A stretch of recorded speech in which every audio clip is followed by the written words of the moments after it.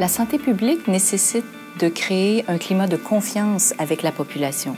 Quand vous utilisez des données probantes, ça vous permet d'être d'abord en confiance et de respecter cette confiance que vous porte la population. La prise de décision fondée sur les données probantes est un objectif que toute organisation peut atteindre. Il suffit d'y aller graduellement. Toute ma carrière, j'ai eu à prendre des décisions qui ont trait à une population complète. Donc, ça peut être très, très paralysant de savoir qu'une décision qu'on va prendre va s'appliquer sur 10 000, 100 000, parfois 1 million d'individus.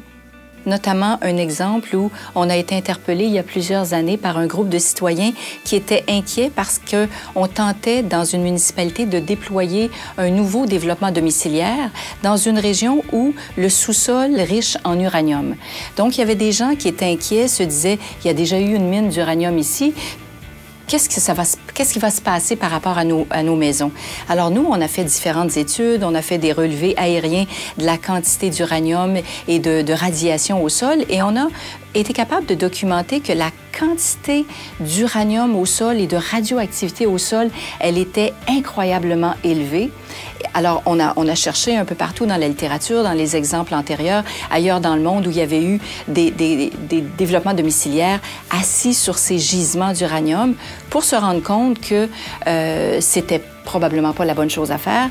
Et on a consulté plusieurs experts pour voir est-ce que nos techniques de construction au Québec nous permettaient de mitiger ce risque-là.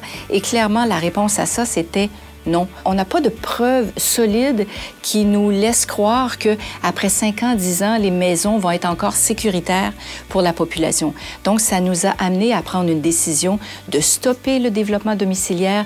Il y a des gens qui étaient très, très, très fâchés contre nous parce qu'il y avait des investissements financiers qui avaient été faits. La municipalité avait développé les infrastructures. Donc, une décision très difficile qui vraiment bousculait beaucoup de personnes, bousculait les politiciens, bousculait les décideurs, mais on était très solide par rapport à notre décision. Je crois qu'en santé publique, ça tombe sous le sens qu'il nous faut baser nos prises de décision sur un ensemble de données solides, validées.